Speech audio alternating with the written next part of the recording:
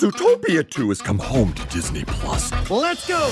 Get ready for a new case. We're gonna crack this case and prove we're the greatest partners of all time! New friends. You are... Gary the Snake. And your last name? The Snake. Dream team. And new habitats. Zootopia has a secret reptile population. You can watch the record-breaking phenomenon at home. You're clearly working it.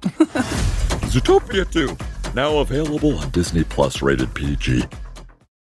Hello, campers. Grab your marshmallows and gather around the True Crime Campfire. We're your camp counselors. I'm Katie. And I'm Whitney. And we're here to tell you a true story that is way stranger than fiction. We're roasting murderers and marshmallows around the True Crime Campfire. Our homes are supposed to be where we're the safest. It's where we're our most vulnerable. Last week, we told you about someone who would use that vulnerability to his advantage. This week, as the story continues, his monstrous intentions will focus on two women and destroy their family's senses of safety forever. This is part 2 of The Gray Man, The Crimes of Russell Williams.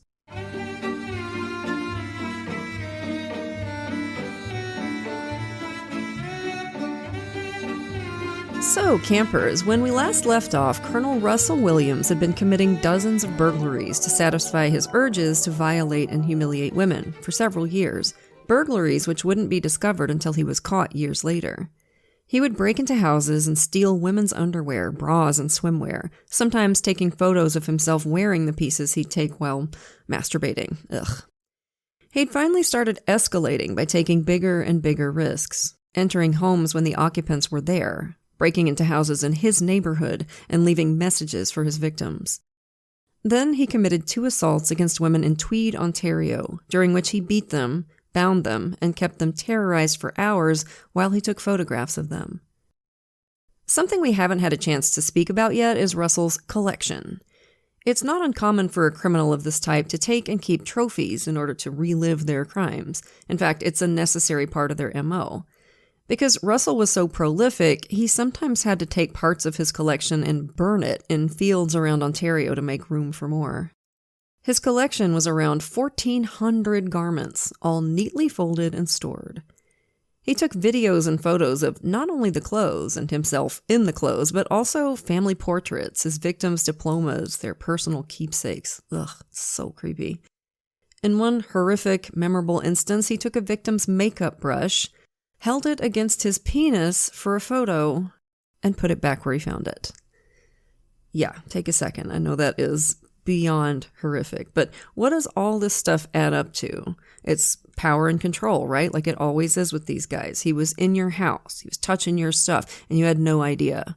You know, he probably just loved thinking about that woman using that makeup brush. It's all about control with these dudes.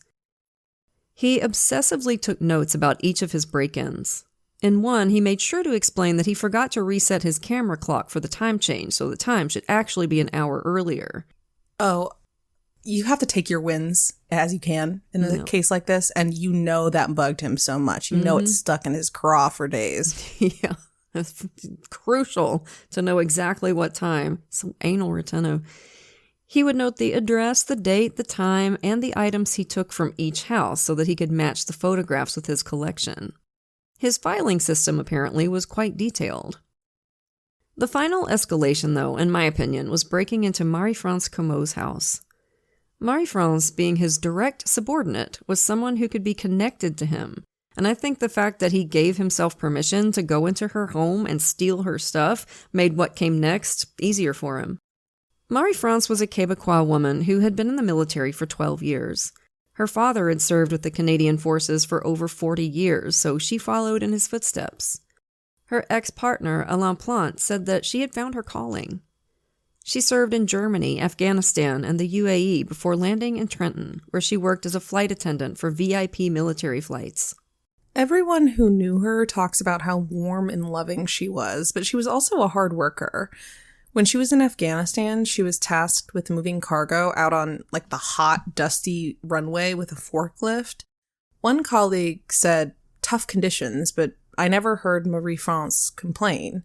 She did her job with her usual smile, really making a difference. She was just the friendliest person there is. All her supervisors were thrilled to have her working for them. Her ex-partner's kids considered her a stepmother, and after her death, one wrote a tribute to her on social media.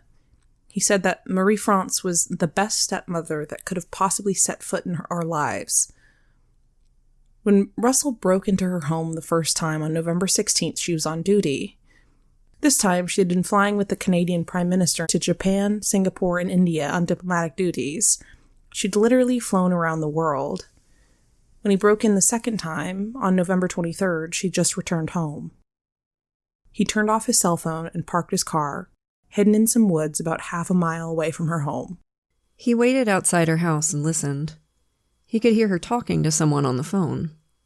When the house was quiet, he removed the window screen in her basement window and entered the house that way. Marie-France's basement was unfinished, and Russell hid in the shadows cast by the furnace, clutching a flashlight, waiting for Marie-France to go to bed.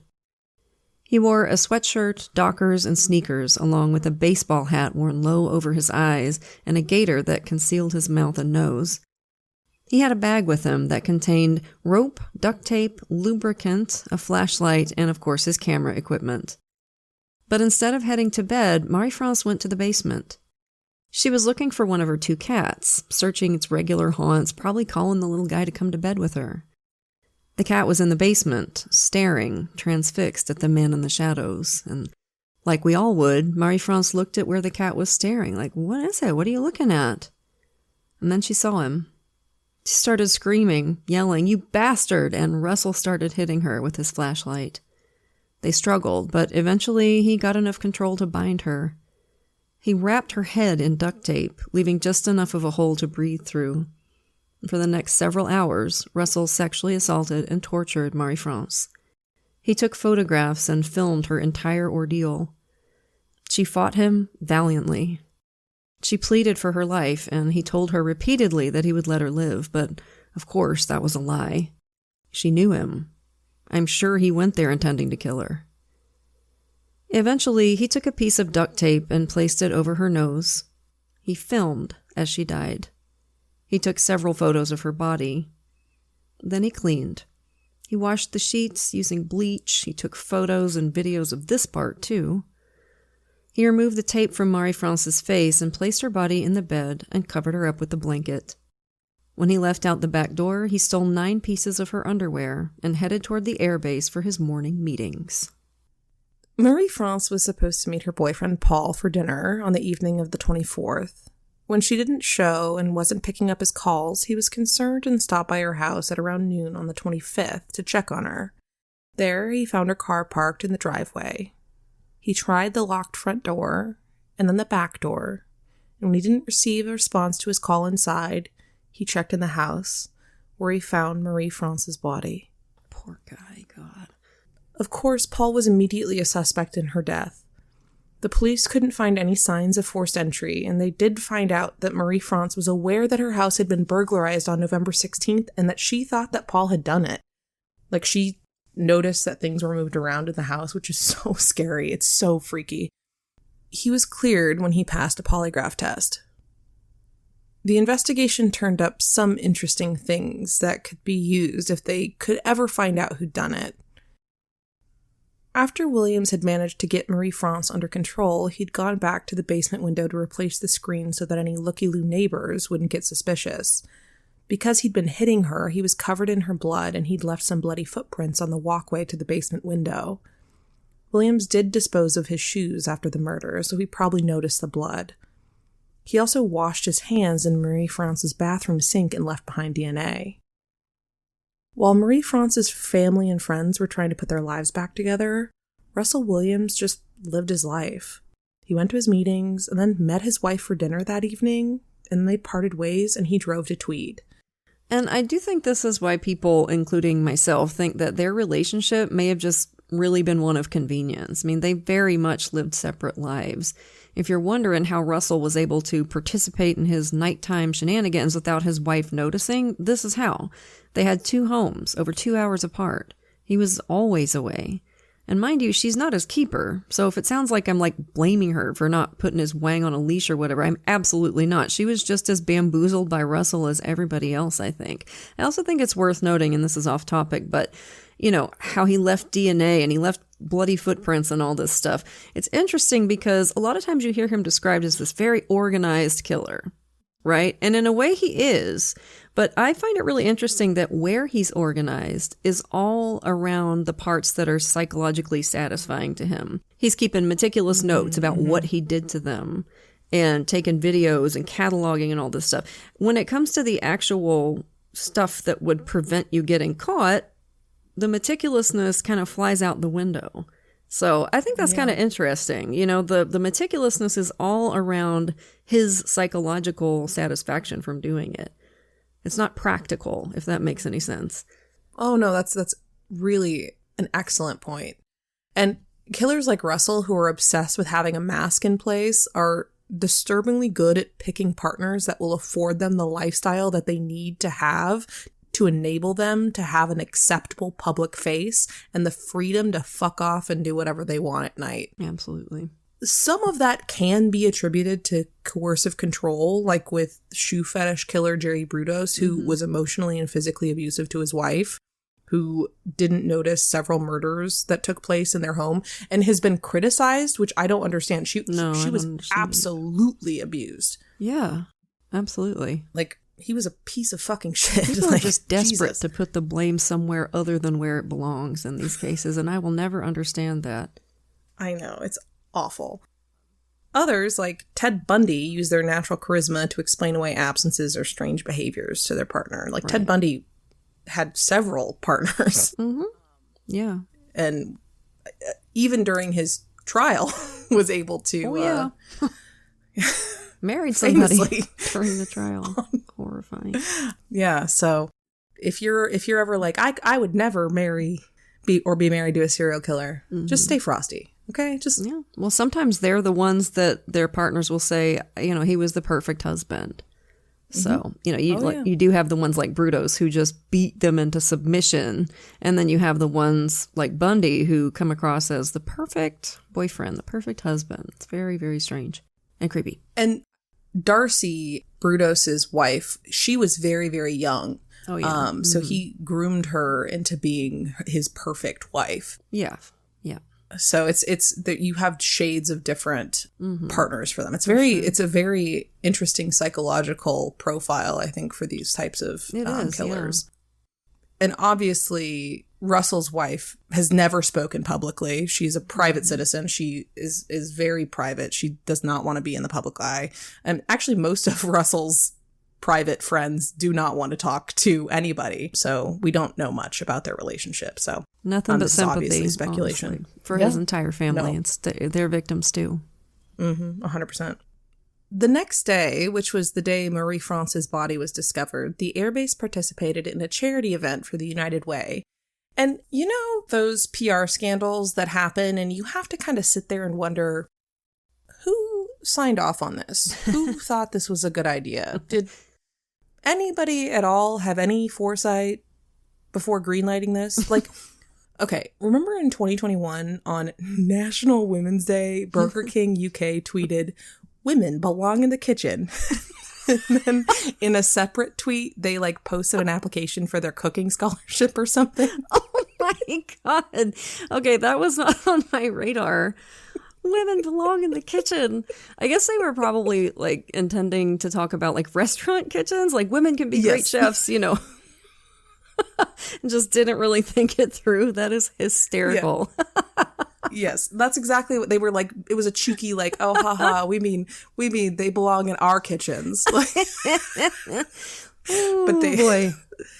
But of course there was like a billion retweets and there was no link to the separate application to their scholarship. It was not well thought out at all. Anyway, the charity event worked like this. High-ranking people, bosses, celebrities, military commanding officers were fake arrested by real police for silly charges, and then they beg for bail money to be set free. This is called like jail and bail. And apparently it's still a thing. Like I found articles about it. And maybe it's the context in which I'm finding out about it right this very second. where a man that has terrorized countless women and just raped and murdered a woman he knew just got fake arrested for, quote, being too young to be a wing commander at 46 years old. Oh my goodness. Like, maybe I'd find it funnier if it was like you, Whitney, being arrested and needing to be bailed out for loving cats too much. But guilty. I can't imagine a scenario in which someone doesn't accidentally fake arrest someone who didn't just do something horrible, you know? Just by the law of large numbers. Right. And they did. And the news article the base wrote about it makes it worse because it's titled, Jail and Bail Event Locks Up the Worst Wing Offenders, with a picture of Williams, hands bound behind him, smiling at the camera. Oh my God.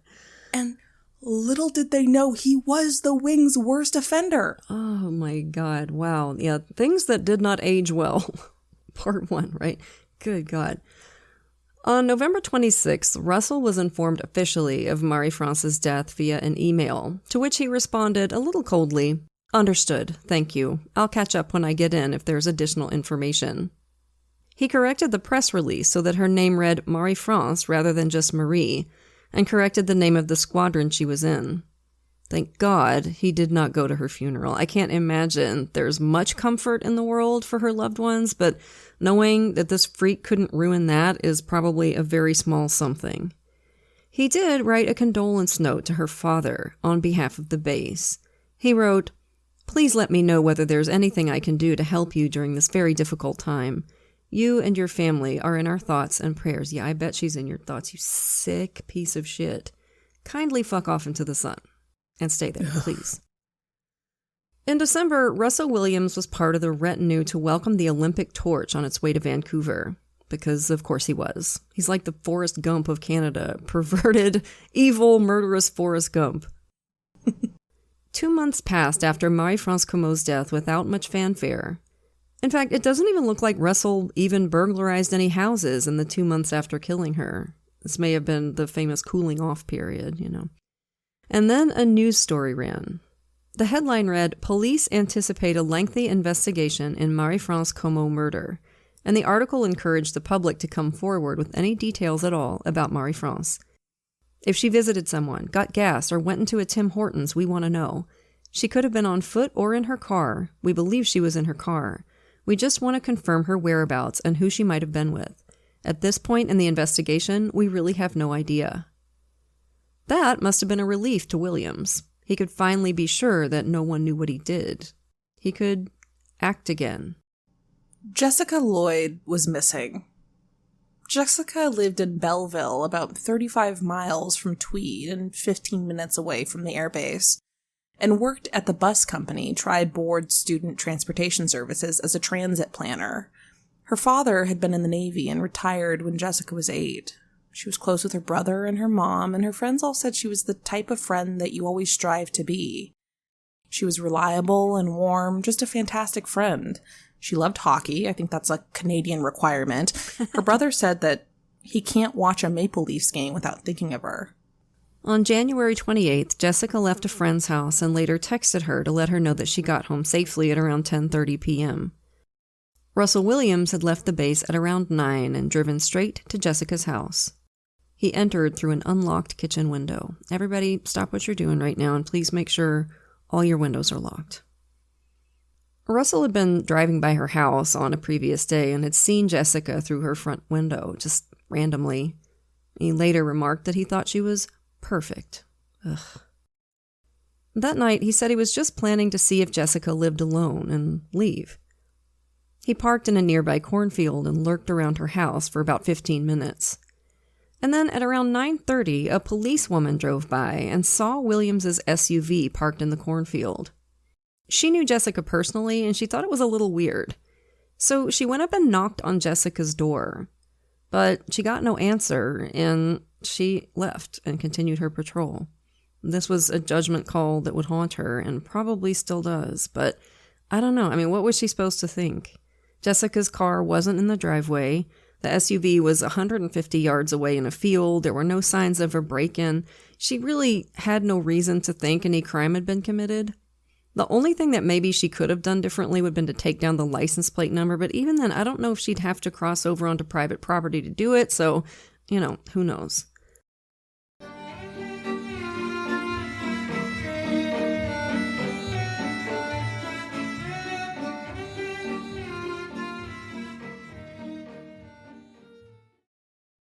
Summer's coming, campers, one of my favorite times of year, and if you're like me, it's a perfect time to spice up your wardrobe. When it's hot out, I want light fabrics, better materials, clothes that just feel good the minute you put them on and make me look put together without even trying. And that's why I keep coming back to Quince. They focus on high-quality essentials, organic cotton, washable silk, without the luxury markup. Quince has beautiful everyday pieces, like 100% European linen pants, dresses, and tops with styles starting at $32.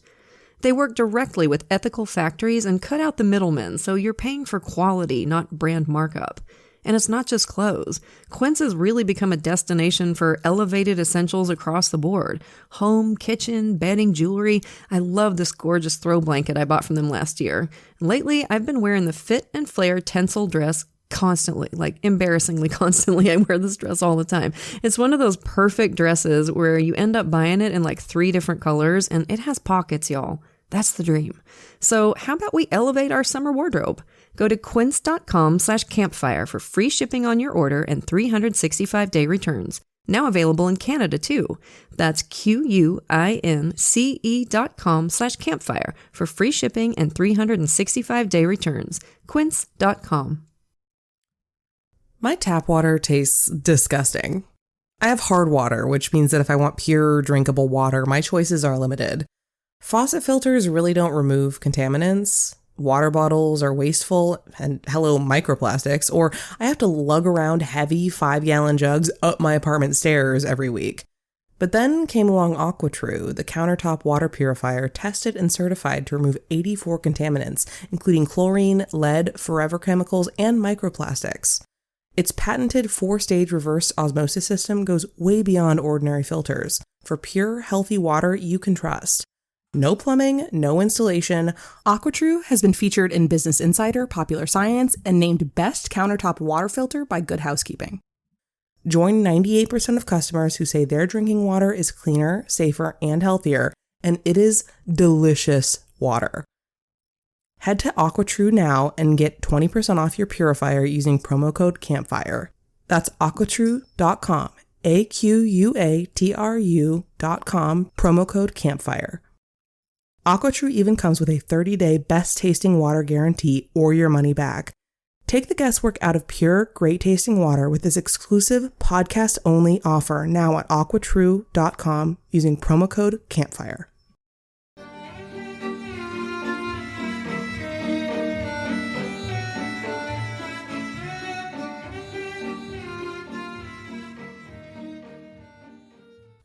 Anyway, Williams waited until the police officer left, and then he drove to Tweed to get his rape kit and his gear. And when he got back, Jessica was home. He came back inside through the porch door. She woke up as he stood over her, and he ordered her to comply by physically threatening her. At 3:20, a local handyman saw Williams's SUV in the field and thought it was strange enough that he remembered it. Williams tied Jessica up and kept her there until about 4:30 in the morning, torturing and sexually assaulting her, filming and photographing the whole ordeal. For some reason, he then forced her out to his car and took her to his house in Tweed. He called in sick to work. Yeah, you're sick, all right. Both women who had the misfortune of encountering Russell Williams were stunningly brave. They faced a man who invaded their space and took, and they fought. Marie-France fought him off physically. She was much smaller than he was, but she fought him off a few times during her ordeal. Jessica used her wits. At first, she complied with him to try and get him to leave without hurting her, but as soon as she realized that he would not be doing that, she started making a plan. She faked a seizure and told him that unless she went to the hospital, she would die. Her family said she had no history of seizures. At one point, she told him, "If I die, you'll make sure my mom knows that I love her?" At which point, Williams turned off the camera. After almost 24 hours, Williams decided that his time with Jessica was over. He told her that she was leaving, that she was going to live. She smiled. He led her toward the door of his cottage and then clubbed her over the head with the flashlight and strangled her with some rope. He carried her body to his garage, left it there, and drove back to the airbase. The next morning, he flew out to Southern California for some training with his troops. Meanwhile, at 9 a.m., Jessica's mother, Roxanne McGarvey, got a call from Jessica's job to let her know that Jessica hadn't shown up to work. Jessica was so punctual that they thought it was weird enough to cause concern. Roxanne drove to Jessica's house and found Jessica's car in the driveway and all the doors locked. Inside the house, she found Jessica's purse, her car keys, her cell phone, along with her glasses. She started calling around Jessica's friends to see if anyone had seen or heard from her. Jessica's brother Andy knew right away that something was wrong. He called the police and they seemed to take Jessica's disappearance seriously from the jump. This reminds me a lot of Girlie Chuhasenkoff's disappearance. If y'all remember, her coworkers and friends immediately knew something was wrong as soon as she was late to work. Like 5 minutes late, they knew. Mm-hmm. Yeah. Investigators found 2 sets of footprints in the snow leading away from the house to a set of tire tracks 150 yards away. Volunteer search parties got to work immediately on the surrounding properties. Some of the search parties, by the way, were from the airbase and had to be approved by the base commander, Colonel Russell Williams. Oh, isn't that nice? My God, I hate that so much. Ugh. Missing persons posters were posted all over town. A Facebook group with 50,000 members was started, and search parties continued. People were starting to get touchy. Was there someone dangerous among them? Did they have anything to worry about? In fact, a warning was issued by Belleville police on February 3rd to women living alone. Keep your doors locked. Vary your daily routine. Try to be with friends. Report anything or anyone suspicious. Ugh, fuck this guy so much. How dare you? You have no right to do this to people. Oh, I hate him. Investigators set up roadblocks, which are like DUI checkpoints, around the highways by Jessica's home a week after Jessica's disappearance. It was a good way to cast a wide net. Of course, the first question asked was, have you had anything to drink tonight? But then they could ask, were you in this area last week? And then, did you see anything suspicious? Meanwhile, Belleville's police chief contacted the Ontario Provincial Police to see if it was possible that the Jessica Lloyd disappearance might bear a resemblance to any unsolved crimes. The OPP has a computer system called the Violent Crime Linkage System, or VCLASS, which is run by the RCMP, similar to EFIS here in the US. Most countries have something similar. Anyway, the OPP took the 4 recent crimes, the 2 assaults in Tweed, the murder of Marie France, and Jessica Lloyd's disappearance, and showed some possible links. All took place within an hour's drive of each other, all involved home invasions, and all took place at night. As well, the Camo murder and the Tweed sex attacks a few weeks earlier showed similarities in the way the predator had tied up his victims. Finally, it seemed like the police were starting to put the pieces of the puzzle together. The public was also searching for Jessica, but they were doing it their own way, such as including details of a possible suspect on the wanted poster without verification. Oh, no. Or posting unfettered speculation on a public Facebook page where anyone, including her family, could see it. Oh, boy. Or just generally spreading rumors without checking any information first. Oh, my God. This happens a lot with missing persons or ongoing investigations. I do think it generally comes from a good place and it can sometimes be helpful, but you just got to be careful with how you're sharing information. Mm-hmm. It can sometimes feel like you're trying to participate in like an alternate reality game instead of someone's real actual life. Yeah, and it can have very unfortunate consequences. Like there was some major thing. Was it the Boston Marathon where people online identified a suspect and like the whole world thought that this person did it and it was the wrong person? I mean, can you imagine if that was you? Yikes. Yeah. 2 separate eyewitnesses had seen the SUV, the police officer and the handyman, parked in the field by Jessica Lloyd's house, and because they had the tire tracks, investigators had a pretty good idea of what kind of car they were looking for. Well, kind of. They were able to narrow it down to 450 vehicles, Toyota 4Runners, Jeep Cherokees, and Nissan Pathfinders. They had been able to track down 178 of the 450 owners by February 3rd and had set up roadblocks in order to track down the rest. At the roadblock, the instructions were that if any vehicle matched the description of the suspect SUV, the owner was to be questioned in detail and the particulars of the vehicle recorded. Then whoever was driving was supposed to be put under surveillance. One of the first vehicles to pull up was a 2001 Nissan Pathfinder, driven by none other than Colonel Russell Williams.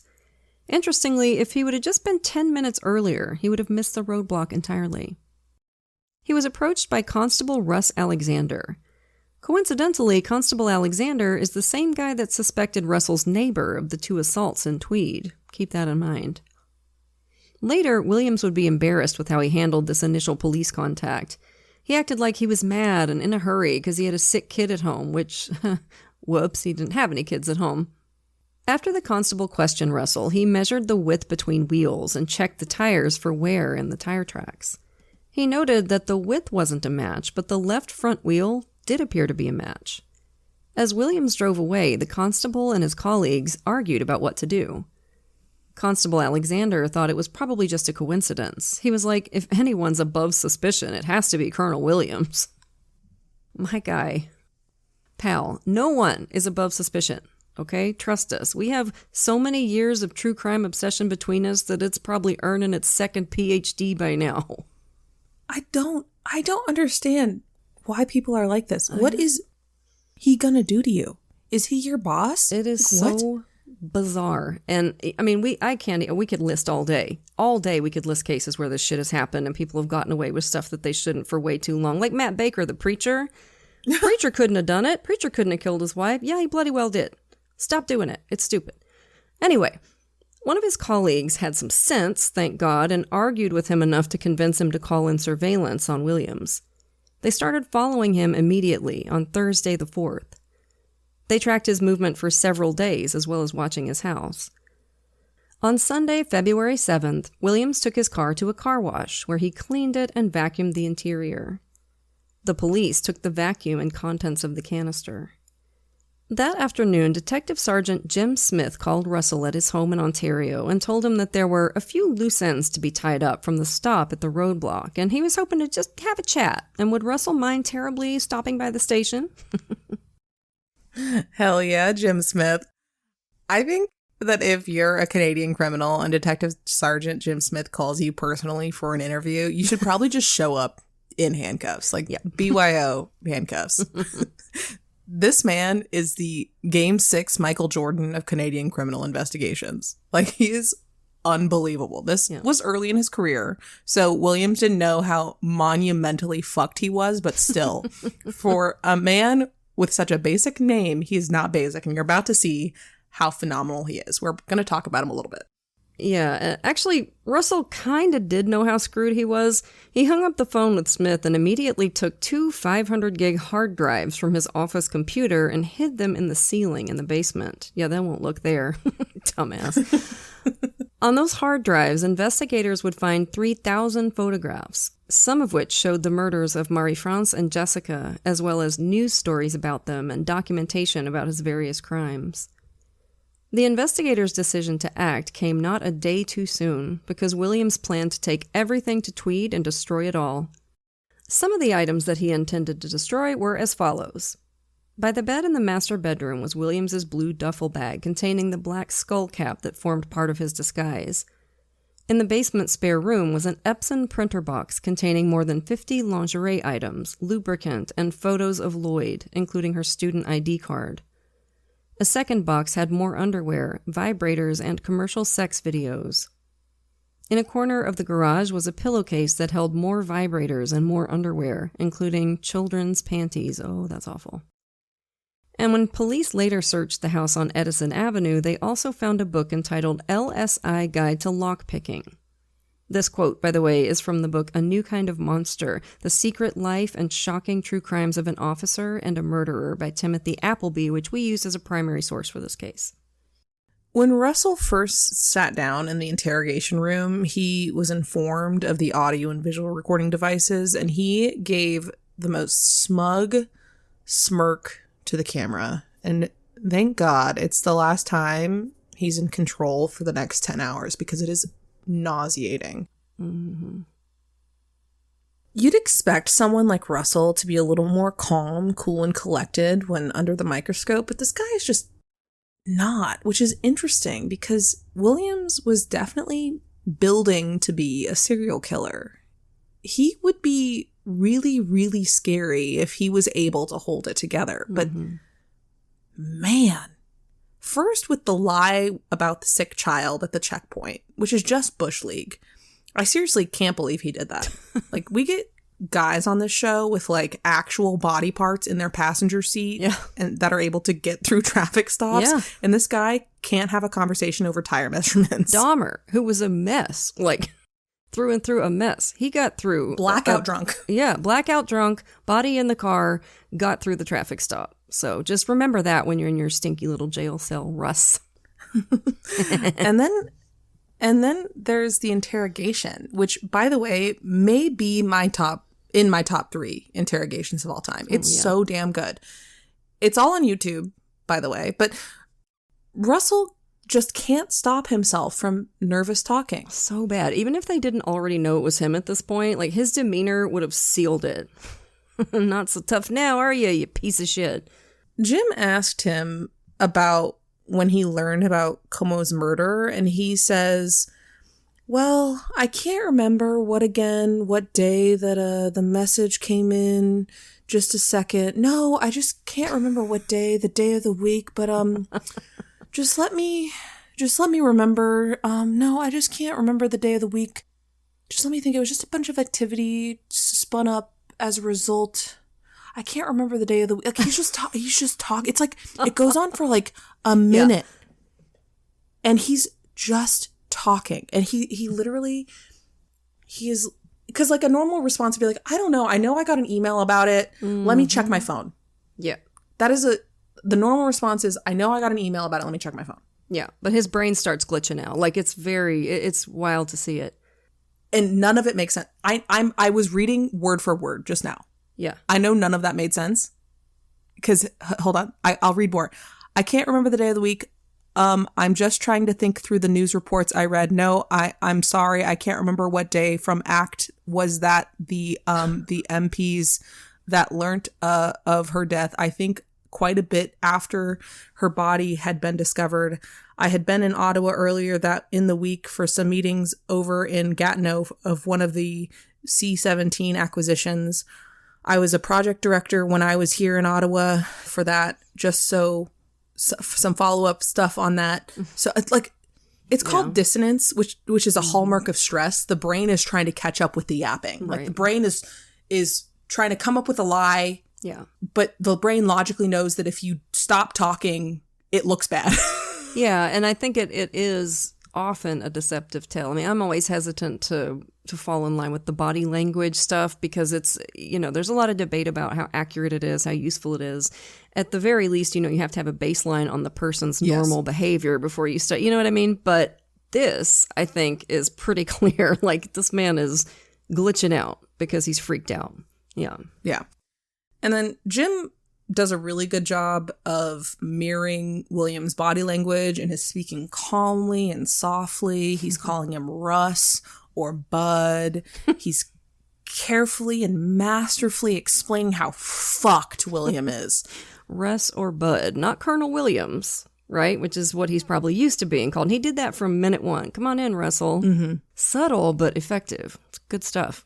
About an hour and a half into the questioning, Jim really gets into it. He asked Williams what he'd be willing to provide to prove he had nothing to do with the crimes that are being investigated.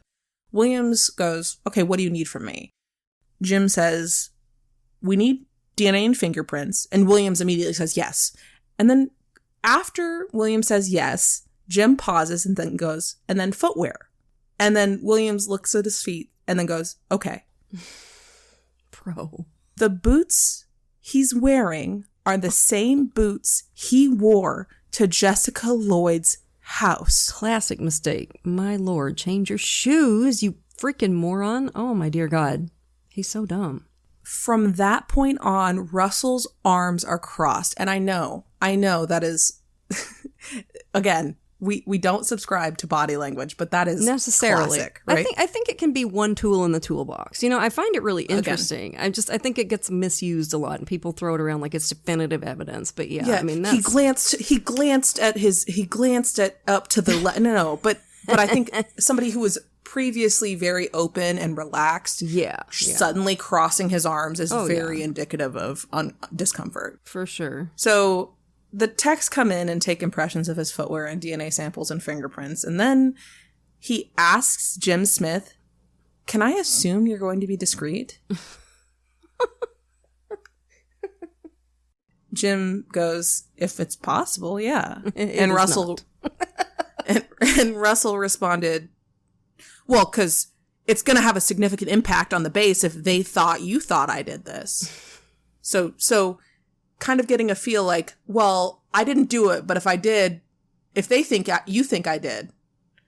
But it's the beginning of the end. And then Russell mutters to himself, "It's tough to undo the rumor mill once it gets started." And then Jim asked if there's anything that Russell wouldn't want his wife to know, at which point Russell starts squirming in his seat.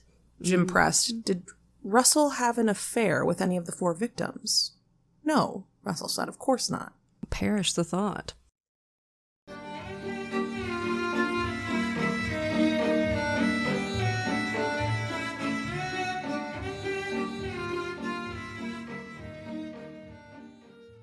Starting or growing your own business can be intimidating and lonely at times.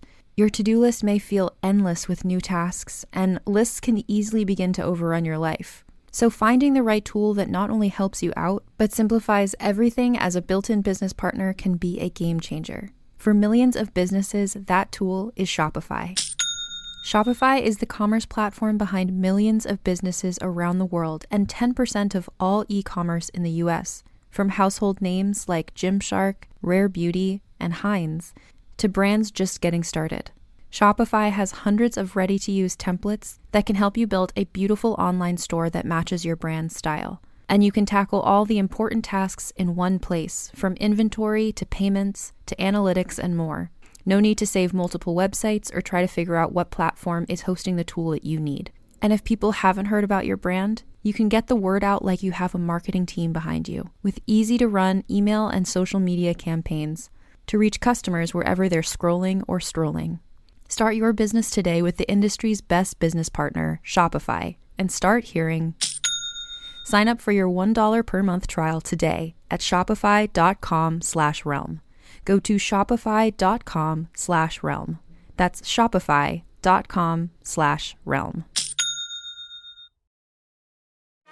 The best summer memories are made outside, and LL Bean has the clothing and gear you need to make these memories. Their effortless styles are created for summer spent outside with family and friends. Like hand-sewn boat shoes, coastal cotton sweaters, rugged polos, and, of course, the iconic Boatin' Tote, which has been made right here in Maine since 1944. LL Bean. Be an outsider. Visit llbean.com to learn more.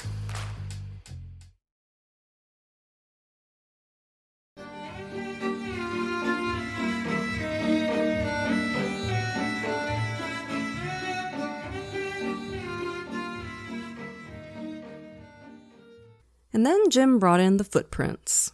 Fingerprints and DNA take time, but shoe prints are instant. They match the exact shoes that Russell Williams wore to kidnap and kill a woman to the ones he put on to give a police interview, which is just astonishing. But again, remember what I said about his meticulousness? Those details go right out the window. Williams is frozen, and in the footage of the interview, he grabbed the printed photos of the boot prints. And as he glanced back and forth, just desperately, you can see he's trying to come up with some explanation, but there's just nothing. There's no good explanation, no good reason why this would be. And Jim just sits and waits as Russell thinks. And then he throws him a lifeline. He says, this is over, okay? And it can have a bad ending where Jessica's family continues to wonder where her daughter's lying. He also mentions that if they find Jessica Lloyd's body without Williams's help, then there are no more bargaining chips. Jim presses again, saying, Russell, what are we going to do? Williams just sighs and said, call me Russ, please. And Jim just keeps on pressing. Russ, what are we going to do? Is Jessica somewhere we can find? Russ, is there anything you want from me?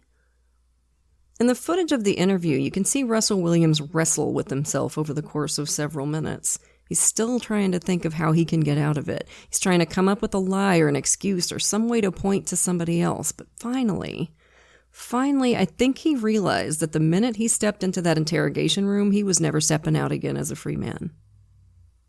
When Jim asked, is there something that you're struggling with that I can shed some light on? Russell said, I'm struggling with how upset my wife is, which the first time I heard that, I was like, huh? Jim must have been confused too, because he asked, Russ, what are you looking for? Williams again said, I'm concerned that they're tearing apart my wife's brand new house. Okay, so on the surface, maybe he's actually worried for his wife, but is that actually what he's thinking about at this moment? I suspect it had nothing to do with his wife at all, but rather with all the creepy shit on the hard drives that he had badly hidden in his house. He was concerned for his wife's house, not his wife. Anyway, Russell said, I want to minimize the impact on my wife. Then Jim Smith responded, so do I. Where is she? She meaning Jessica. And after 30 seconds of silence, Russell Williams said, get a map. There's a creepy little aside about where he chose to dump Jessica Lloyd's body. Remember Larry Jones, Russell's neighbor and friend who was wrongly accused of one of the assaults in Tweed? Well, the same month the assaults happened, Jones was getting ready to go hunting when Russell stopped over for a neighborly little chat, which was unusual for Russell.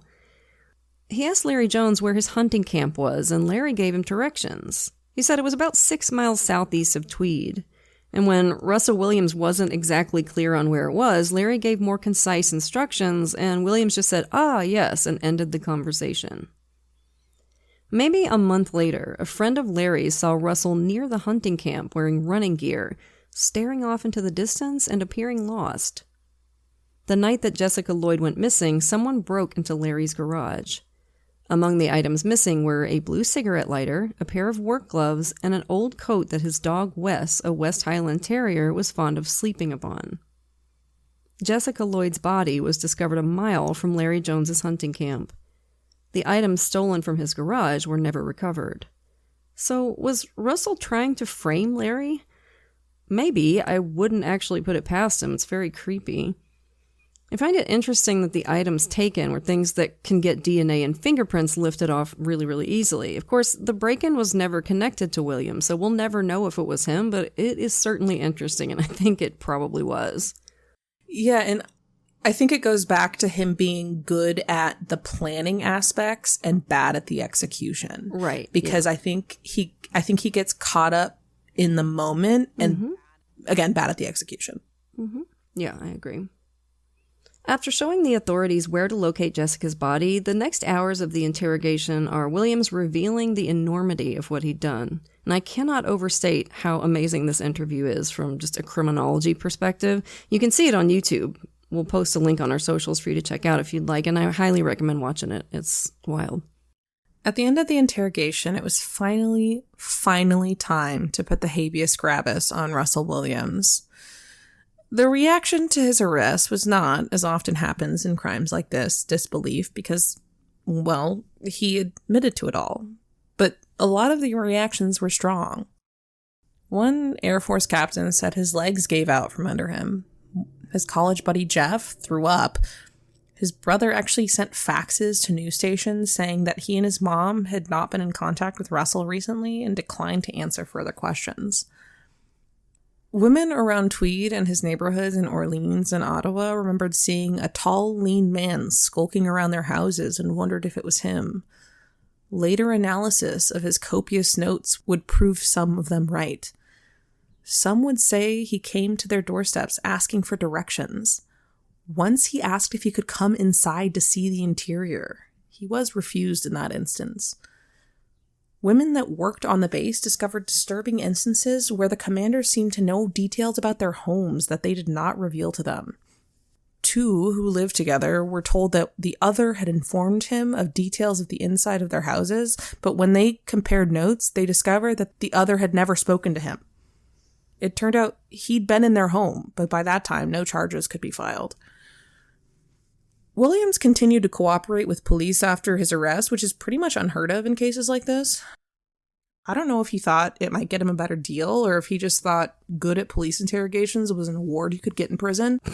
But either way, he kept cooperating, which is kind of amazing considering how ashamed he was of his crimes. I think sometimes once that door opens, that's it. Like they kind of realize it's done and I might as well get it off my chest.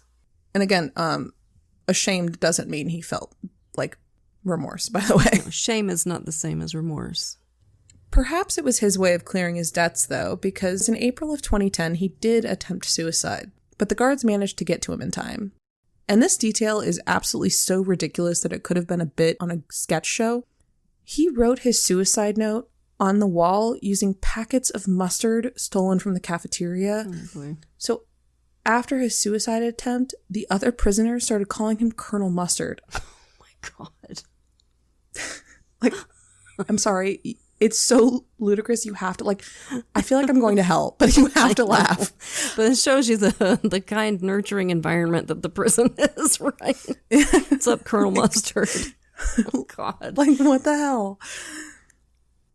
In October of 2010, Russell Williams entered a guilty plea to 88 charges, including 2 counts of first-degree murder, 4 counts of sexual assault and forcible containment, and 82 counts of breaking and entering and attempted breaking and entering.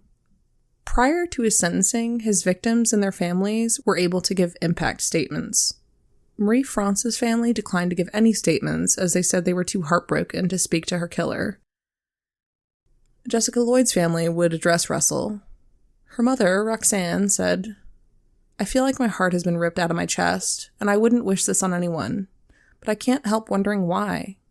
Jessica never did anything to anyone.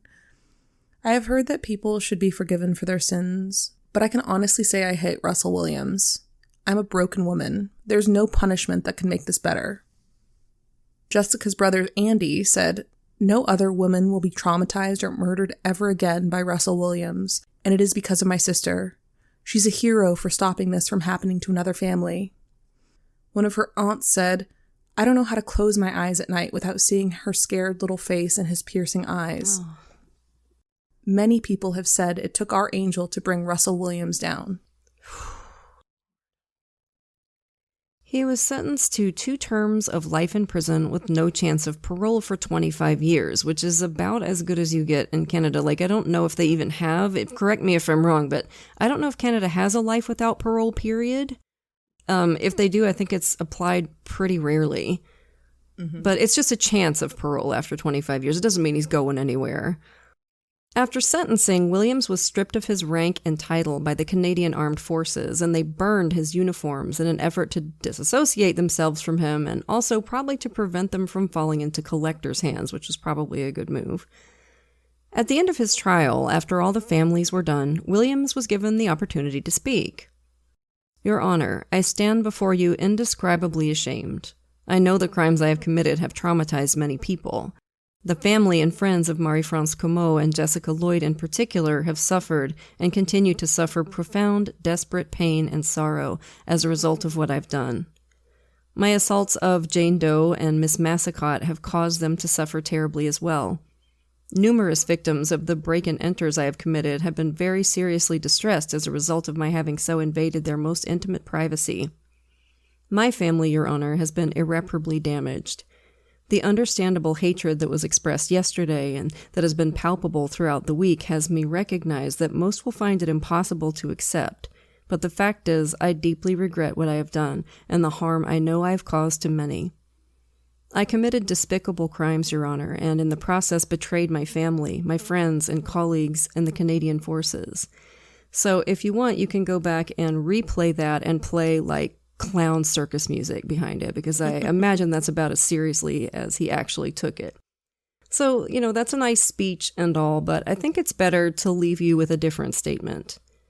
During his interrogation, Jim Smith asked Russell, "Did you like or dislike these women?" Russell seemed shocked by the question. It's raised his eyebrows, he's pondering. He thinks about it for a second, maybe 2, and then he says, "I didn't know anything." He didn't have an opinion on the women he hunted and terrorized and killed because they weren't people to him. They were objects. They were just blank canvases for him to project his fantasies on, and once they were no longer useful to him, he could throw them away. Like dolls. Luckily, he's right where he belongs and will never, I hope, breathe free air again. Good riddance. Now, before we go, don't forget about our 2 live shows coming up. First, we've got Summer Camp, September 10th through 13th, an amazing 4-day festival at a real summer camp in Equinunk, Pennsylvania, hosted by Dan and Lindsay Cummins of Time Suck and Scared to Death, 2 fantastic podcasts. We'll be performing live alongside them and the podcast Astonishing Legends, in addition to a roster of stand-up comedians and local bands. Go to badmagicproductions.com for more info and to buy tickets. And then we've got our True Crime Cruise, Crime Wave 2.0. 1.0 was like the most fun we ever had in our lives. 2.0 is February 8th through 12th, 2027. So if you want to come to the Bahamas with us and some of the biggest true crime and paranormal podcasts in the world, like we're still pinching ourselves that we get to be part of this. Case File, True Crime Garage, No Sleep, last podcast on the left, Sinisterhood, so many. Here's what you got to do. Tickets are on sale now, and they're going fast. So if you want to go, make sure you get over to crimewaveatsea.com/campfire and book your cabin ASAP. You'll get $100 off, plus a private meet and greet with us. And the great thing is you can pay it all at once, or you can set up a payment plan and pay it off over time. So get on it, y'all. It is so much fun. I cannot even express. And I thought I wasn't a cruise person. I always said I would never go on a cruise. Y'all, it was so much fun. I can't even tell you. I got to swim with dolphins. Okay? Anyway, so that's crimewaveatsea.com/campfire. So that was a horrifying story, right, campers? We'll have another one for you next week. But for now, lock your doors, light your lights, and stay safe until we get together again around the True Crime Campfire. And as always, we want to send a grateful shout out to a few of our lovely Patreon supporters. Thank you so much to Kathleen, Betsy, Adriana, Melissa, Hannah, and Alton. We have Altons back in my family tree, like a bunch of Altons. We appreciate y'all to the moon and back. And if you're not yet a patron, you're missing out. Patrons of our show get every episode ad-free, at least a day early, sometimes more, plus tons of extra content, like patrons-only episodes and hilarious post-show discussions. And once you join the $5 and up categories, you get even more cool stuff. A free sticker, a rad enamel pin or fridge magnet while supplies last, virtual events with Katie and me, and we're always looking for new stuff to do for you. So if you can, come join us at patreon.com/truecrimecampfire. Ryan Reynolds here from Mint Mobile. I don't know if you knew this, but anyone can get the same premium wireless for $15 a month plan that I've been enjoying. It's not just for celebrities, so do like I did and have one of your assistants switch you to Mint Mobile today. I'm told it's super easy to do at mintmobile.com/switch. Upfront payment of $45 for 3-month plan, equivalent to $15 per month required. Intro rate first 3 months only, then full price plan options available. Taxes and fees extra. See full terms at mintmobile.com. The war is over, and both sides lost. Kingdoms were reduced to cinders, and armies scattered like bones in the dust. Now the survivors claw to what's left of a broken world, praying the darkness chooses someone else tonight.